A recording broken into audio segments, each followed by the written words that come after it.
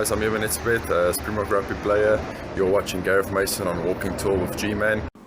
What's up guys, and welcome back to another video. Today's video we go back down to Ireland to discuss, are they on the slide before the Rugby World Cup? And the reason why I bring this up is because last year Irish rugby was really on a high. You won the Six Nations, you beat New Zealand for the first time in a long time, and you won a test series in Australia. Not only that, but Leinster Rugby went on to win the PRO14 and the Champions Cup. Not to mention the other respective teams within Ireland, Ulster, Connacht and Munster were playing good rugby, showing a lot of talent, showing a lot of class, standing out, and the players were definitely standing out in their respective tournaments. But then came 2019 and it didn't go off to a great start. Six Nations wasn't the best tournament to remember, especially from where they were last year. Again, it wasn't down and out and in the dumps, but it wasn't the greatest tournament. We didn't see the island of strong as we saw of last year. And then we watched Leinster take on Saracens in the Champions Cup final. And that too was not a pretty final. It was dominated by Saracens, who deservedly became the new champions of Europe, and rightly so. So the question is, are Ireland sliding down? How did they peak too soon last year? Or is it just a phase that they're going through, something that Joe Schmidt is aware of and can solve? Well, that's going to be up to the fans and to the players itself, because I'm going to give my thoughts and opinions of this. And the truth of the matter is, if we look at the Irish squad on its own, there is a hell of a lot of depth. There are players of class and quality within that squad. Like I mentioned, you got Ulster, who's got great talent. You got Leinster, who's got, nearly a whole Irish squad within there. You got Munster, who's pretty much not far off them as well. Great talent. You got Connacht as well, who also provide and produce magnificent rugby players that represent their country. And the beauty of it is, and I said this last year, is that the younger talent within Irish rugby at the moment is truly top shape. I mean, you got James Ryan as a youngster, you got Stockdale and all these other blokes who are coming up into the rankings to pretty much set their place down on stone, saying that they could be the next great Irish rugby player. And rightly so. James Ryan's achievements, even in this past Six Nations, if we look at the Champions and PRO14 Cup, I mean, he's really stood out as a magnificent rugby player. You got Peter O'Mahony, who for me is one of the world's best. He is brilliant in every aspect of the game, whether he's playing for Munster, whether he's playing for Ireland. He's never give up attitude. Is truly inspiring and sets so much experience aside and development. Ireland weren't in their greatest place in the Six Nations. Yes, they ended up third, but they weren't that team, like I said, that we knew of last year. But Peter O'Mahony really shone. He stood up in every game and put his hand out and showed the leadership quality that man has to offer within the squad. And for me, that really stood out. I mean, he got a few Man of the Match awards. James Ryan also stood out well, and it was absolutely magnificent. The player I was disappointed with was the king man himself, Mr. Johnny Sexton. I felt he didn't bring all that fire that he is known for, the quality, the skill, the leadership, the tacticalness within Johnny Sexton. He didn't bring it all for me, and I think he needs to pick it up, especially with the World Cup going up. You need your fly off to be on point. You really need them to, because they can make or break the game, especially in situations where a team like Ireland have never won or have never got to the semi-finals. So they already need to cross that extra hurdle of crowds or fans or opponents' fans criticizing them, saying Ireland will never get to the semis, because let's face it, that's the way history shows. I know it from a cricket point of view. That's what everyone says about the Proteas. They're going to choke, so they're never going to win the World Cup. And it's a shit feeling to do. But if you want to silence those critics, you need to up your game and play it. And for me, within the depth within Irish rugby, and with Joe Schmidt at the helm, followed by, you got Best as the leader, you've got pure quality within that squad who are able to really take Irish rugby to that next level, to that phase where they were last year when they beat the All Blacks, when they won the Six Nations, Grand Slammed it too, and when they beat Australia for the first time in Australia in so many years. If they can bring that intensity to the World Cup, then by all means they can definitely have a shot, but they need to get past that battle.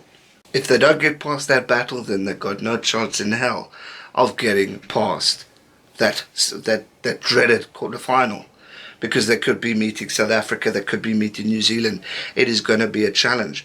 But if you're spotting weaknesses already now, South Africa, New Zealand, or whoever else it may be, if things change, you could, I mean, they're going to be analysing it and could spot the weaknesses, and therefore that could end your opportunity of going to that semi-final. Let's face it, this World Cup is not going to be easy. It's going to probably be one of the most competitive Rugby World Cups in history. Why? Because the level of competitiveness from each and every squad and each and every player, for me, is bigger and better than ever. You've seen outstanding stars play European rugby. You've seen brilliant playing within the Southern Hemisphere as well. All these guys are going to be wanting to put their marks down, not only for the World Cup, but for the international or the European and Japanese clubs who have the big money. They're going to want to stand out and show the world what they're capable of, so that come World Cup, when they decide to go over and play in these respective clubs where they end their international career, they're going to want to say, hey, pay the money, I stood out, I want to go play for your specific club, and there they go. So you're going to have that on the other hand. Then you've also seen a New Zealand team which has been dominant for so many years, but definitely has a tendency to have a slight little weakness, or where they can be beaten by Ireland, almost by England, by South Africa last year. We've seen these things. They can be beaten.